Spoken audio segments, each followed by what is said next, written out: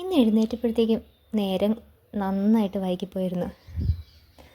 എന്തോ തലേ ദിവസം കിടന്നപ്പോഴേ ഒരു സുഖം ഉണ്ടായിരുന്നില്ല.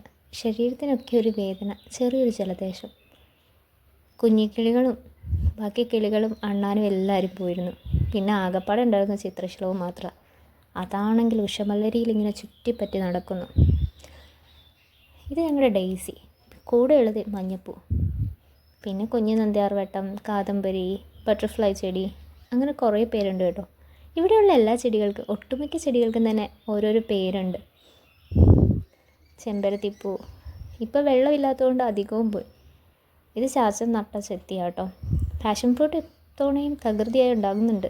പടർത്തി കൊടുക്കാൻ പറ്റാത്തതുകൊണ്ട് അങ്ങനെ നിൽക്കുന്നു. കാദംബരി ഇന്ന് അധികം പൂക്കളൊന്നും പൊഴിച്ചിട്ടില്ല. എന്തോ ഒരു ചെറിയ വാട്ടത്തിലാണ് വന്നത്. സീനിയ പൂ, കോഴിവാലൻ, ഈ പൂവിൻ്റെ പേര് എനിക്ക് അറിഞ്ഞുകൂടാ കേട്ടോ. ഇത് ശരിക്കും ഒരു റോസ് ചെത്തിയ. വീണ്ടും ഉഷമലരി. ഓണത്തിന് അത്തപ്പൂടാൻ മേടിച്ച വാടാമല്ലി പാകി കിളുത്തത്. പിന്നെ ഇതെൻ്റെ മത്തൻ തോട്ടം. പൂ മാത്രമല്ല കേട്ടോ, കായും ഉണ്ട്.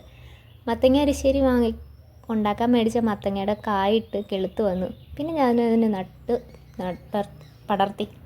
ഈ പറമ്പ് മുഴുവൻ ഞങ്ങളുടെ സ്വന്തമാണെന്നുള്ള അഹങ്കാരത്തിൽ അവരങ്ങ് പടർന്നു പിടിച്ചു. കുറേയൊക്കെ വാടിപ്പോയി. ഇതാണ് നമ്മുടെ പാവയ്ക്ക. ഓൾറെഡി മൂത്ത് പഴുത്ത് പൊട്ടി നിൽക്കുക.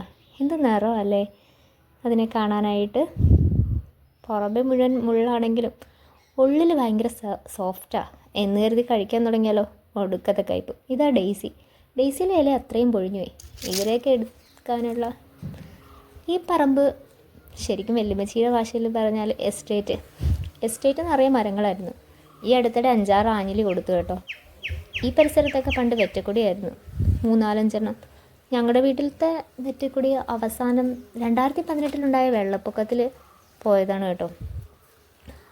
അങ്ങനെ അവിടെ കിടന്നിരുന്ന പെയിൻറ്റ് പാട്ടയുടെ അടപ്പിൽ പാവയ്ക്കേനെയൊക്കെ ഭദ്രമായിട്ട് എടുത്തു. പഴുത്ത പാവയ്ക്കൊക്കെ അരിഞ്ഞ് വെയിലത്ത് വയ്ക്കാം, പച്ച പാവയ്ക്ക കൂട്ടാനും എടുക്കാം. അതായിരുന്നു എൽസിൻ്റെ ഓർഡർ. പാവയ്ക്കത്തോട്ടത്തിൻ്റെ ഇവിടുത്തെ മിക്ക പച്ചക്കറി തോട്ടത്തിൻ്റെയും ഓർഡർ, എൻ്റെ വീട്ടിലെ പച്ചക്കറി തോട്ടത്തിൻ്റെ ഓർഡർ എൽസുമാണ് കേട്ടോ. കൂടെ ഒരു പുഴുവും കൂടി ഉണ്ടായിരുന്നു. ആക്ച്വലി ഞാനിത് ഇപ്പോഴാണ് കാണുന്നത്. പക്ഷെ ഒട്ടും നാടകീയത്വം കളയണ്ടല്ലോ എന്ന് ഓർത്ത് പുഴുവിനെ ഞാൻ ഒഴിവാക്കിയില്ല. അങ്ങനെ പാവയ്ക്ക ചേട്ടനത് നന്ദിയൊക്കെ പറഞ്ഞു മനസ്സിൽ സ്മരിച്ചുകൊണ്ട് നേരെ വീട്ടിലേക്ക് പോകുമ്പോഴത്തേക്ക് 2-3 ദിവസമായിട്ട് ഞങ്ങളെ കാണാത്തതുകൊണ്ട് അന്വേഷിച്ച് വന്ന സുഭദ്രാമ്മ അവിടെ ഇരിപ്പുണ്ടായിരുന്നു. അതുവരെ അടുക്കളയിൽ ക്വീനായിരുന്ന എൽസു എനിക്ക് പാചകം കൈമാറി.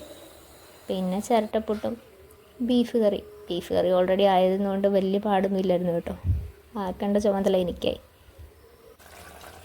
രാവിലെ നല്ല കാര്യമായിട്ട് ചൂട് പുട്ടും കട്ടനും ബീഫ് കറിയൊക്കെ കഴിച്ചു കേട്ടോ. ഇനി പതുക്കെ ബാക്കി പണികളിലേക്കൊക്കെ കിടക്കണം. വെയിലും മങ്ങലുമൊക്കെ ആയിട്ട് കാലാവസ്ഥ അങ്ങനെ മാറി നിൽക്കുന്നു. ഇതിനിടയിൽ നോക്കുമ്പോഴാണ് കപ്പങ്ങാമരം വെയിറ്റ് താങ്ങാതെ ഒരു സൈഡിലേക്ക് ചേർന്നിരിക്കുന്നു. പലപ്പോഴായിട്ട് ഇവിടുത്തെ കപ്പങ്ങാമരം വെയിറ്റ് താങ്ങാതെ ഒടിഞ്ഞു വീണിട്ടുണ്ട്. പണ്ടൊക്കെ മിക്കപ്പോഴും വീട്ടിലെ ആൾക്കാർ വരുമായിരുന്നു കപ്പങ്ങ വാങ്ങാനും താള് വാങ്ങാനും ഒക്കെ. അന്ന് ഗുണമുള്ളത് കൊണ്ട് മാത്രമല്ല കേട്ടോ. ഈ നാട്ടിൻപുറത്ത് ഞങ്ങൾ ഉൾപ്പെടെ ആർക്കും അങ്ങനെ പ്രത്യേകം കറികളൊന്നും ഉണ്ടായിരുന്നില്ല. അപ്പം ഇന്ന് എൽസ് നോക്കിയപ്പോൾ കപ്പങ്ങ ഇങ്ങനെ നിറഞ്ഞു നിൽക്കുന്നു. എന്നാൽ പിന്നെ കുത്തിയിടാമെന്ന് വെച്ചു. ഒരെണ്ണം ജസ്റ്റ് ബസ്സായിരുന്നു കേട്ടോ. ഇടയിൽ എൻ്റെ ചെടിച്ചെടിയിലൊക്കെ വീണെങ്കിലും വലിയ ക്ഷീണങ്ങളൊന്നും ഇല്ലാണ്ട് രക്ഷപ്പെട്ടു. പഴുത്ത ഒരെണ്ണം കണ്ടപ്പോഴേ ഞാൻ പറഞ്ഞു 1500 രൂപയുടെ ഫേഷ്യലിനുള്ള വകയായി.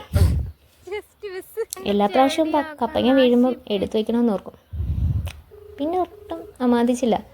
ഞങ്ങളുടെ അയൽവക്കക്കാരത്തേക്ക് കൂടെ പങ്കിടുക എന്നുള്ളത് ഈ നാട്ടിൻപുറത്തെ ഒരു ആചാരം കേട്ടോ.